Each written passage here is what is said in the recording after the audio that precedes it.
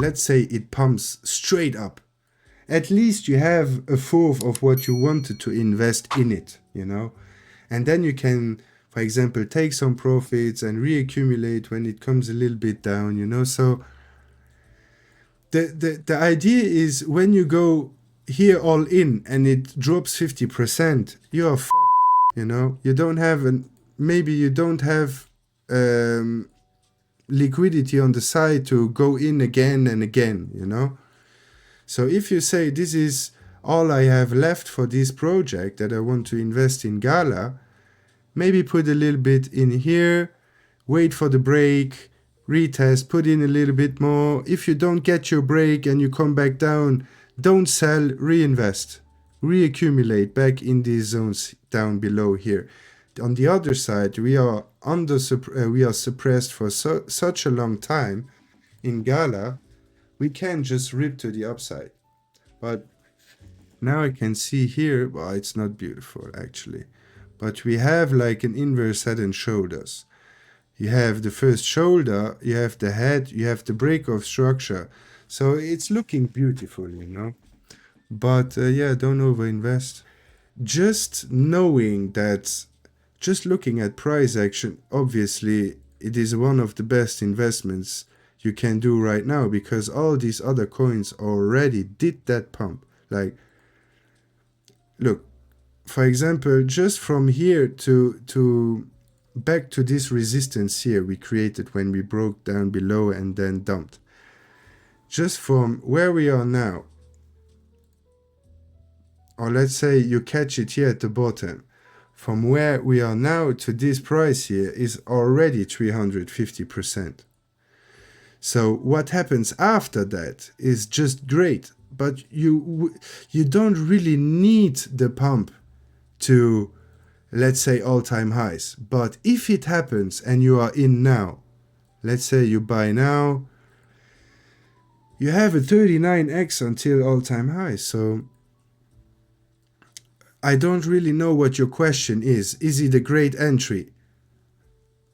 Obviously, the moment, look, how often could you buy at these prices here? You could buy here, you could buy here, you could buy here, you could buy here, and then that was it, you know? So you could only buy GALA at these prices during the bottom phase. So obviously it is a great price to buy. Does that mean that it cannot go back down to 1.5 cents? Of course it can. If Bitcoin crashes tomorrow, this token will also go down. How much do you temporarily want to risk in case it pumps now? So if it pumps now, and let's say hypothetically you have $1,000, okay? And you say, if I put in now my $1,000 and it goes down to, let's say, at this price, I lose $300, $400, and I don't want this. So how can you prevent this and still be in is, for example, putting in $250 here, putting in $250 here in the liquidity zone, putting in $250 here, and when you see the reaction coming, then putting the last $250 in here before we pump and break it. So putting in everything now that you have would be a very bad idea, obviously, even if it's a great buying point. So always dollar cost average, always try to wait for a great price zone and then dollar cost average. Never go all in once, in one buy, you know. Okay, so we have a clear trend line here. Okay, so once we break that trend line, which looks like it can be now, I would still wait to be sure. You need a break-off structure. Anyway, so if you go in now, you have a great price, but don't put in everything. So you are not sure if it's going to go further down or if it's going to pump now. So you put in something. Let's say a fourth of what you want to invest in it. If you want to invest $100, you put in now 25. You wait for the break of highs to reaccumulate more, to put in again $250. For example, normally it will not just push straight to the upside. So it will break some highs and then it will consolidate and then it will go further. So once you have the break of structure, you wait for the retest, and this is where you put in your next 250 bucks. Or you say, okay, Bitcoin is pumping, everything is pumping, I put in the rest here, you know? But at least you have this break of structure and you have a clear trend reversal. For now, you're still in a downtrend. So the prices are great, but there is no direct confirmation that we're going to break out now. We are just at the verge of a breakout, but does not mean it's gonna be how you think it's gonna be. It also can just pump and then dump back down. So you really need to wait for the confirmation. But I would say the price we are right now, you can put some checkers in, yes.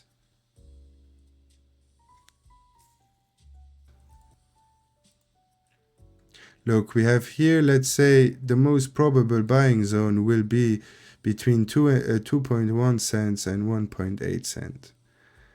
The rest, if it goes further down, is to capitulate, to take some liquidity. But yeah, now we are on the 50 level. So now we are rebalanced.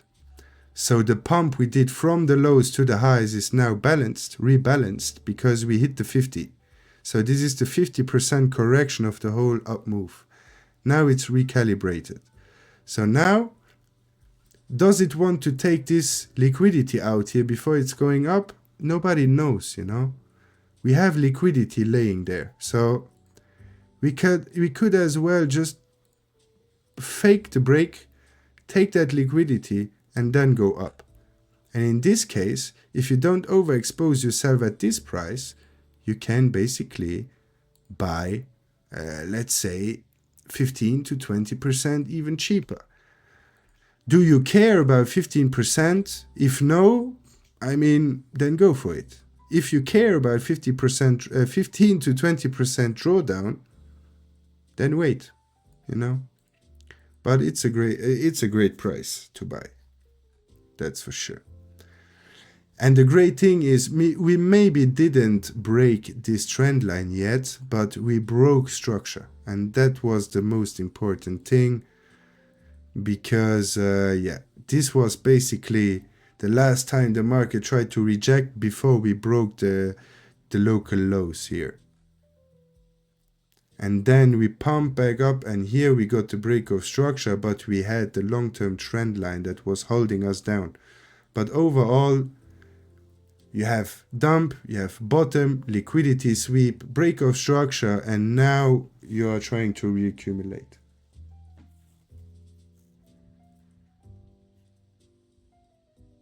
Yeah, you're welcome, man.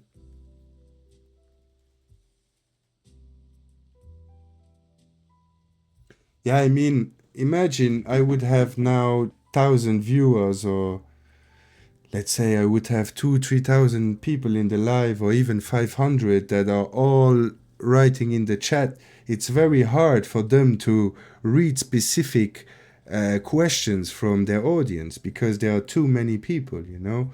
But here now it's chill for me. There are 3, 4 people in the chat asking some questions. So now is really the time where you can use me as a tool. When I have a lot of followers, I will not be able to catch every single message, you know. And I would say, if there are no other questions left, I will stop the live in the next few minutes. And yeah, I really appreciate everyone that was coming on the live. I believe today was the live with the most views that I had since I restarted the channel. We had over 40 people in the live. At the peak, we had 9 people together on the live, which is okay, you know. Small steps forward to greatness.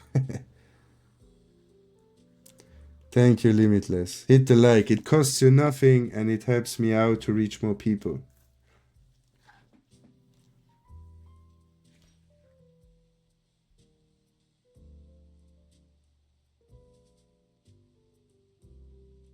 Wanna head out now? Yeah, have a nice day or nice evening. I don't know what the time is at your place. Thanks for coming. See you on the next one. And Limitless, thank you for being here. Thank you, man.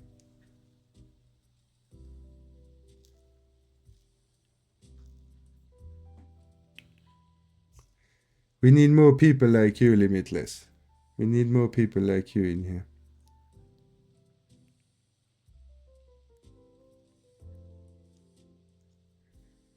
But who knows? You are for now the guy that is always on my lives.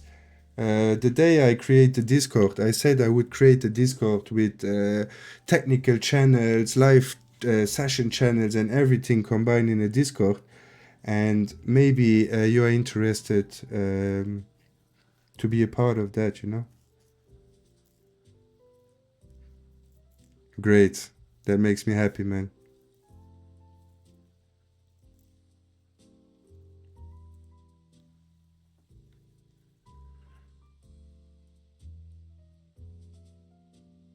Oh, really?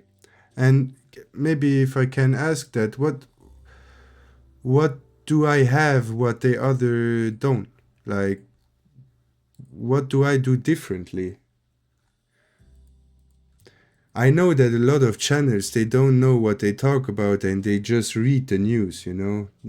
Oh, we have new news. Look, CoinDesk, and then they read the news and then they give their opinion about it. But yeah, no, I'm not building the Discord yet. But I mean, once I will start it, for sure, you could be part of it, man. I said to people, once I reach 1,000 followers, I will create a Discord. And because I don't want to, let's say, for the few people that are active here, maybe I should do it. What do you think? Do you think I should do a Discord already? Or do you think I should wait for a little bit more momentum? Because if there is no momentum, the Discord is gonna die, I believe.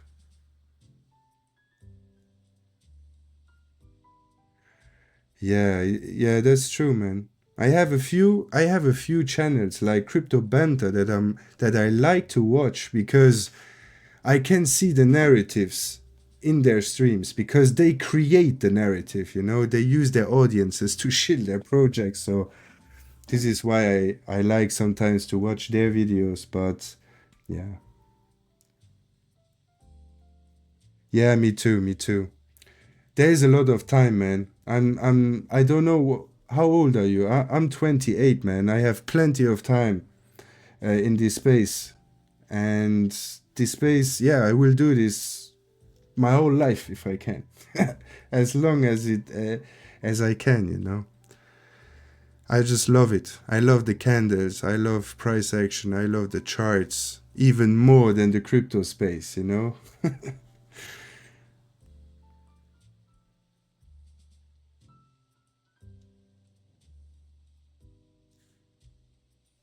Oh, okay. You can give me some great advice too then. That's great, man. That's cool to hear. That someone that is older than me appreciating what I know and how I see things. That's great. I mean, the English will improve over time. Yeah, yeah, it's just great. I don't know if I love it to death or I'm just addicted, you know. But since years I could do this every day, all day. It's just crazy.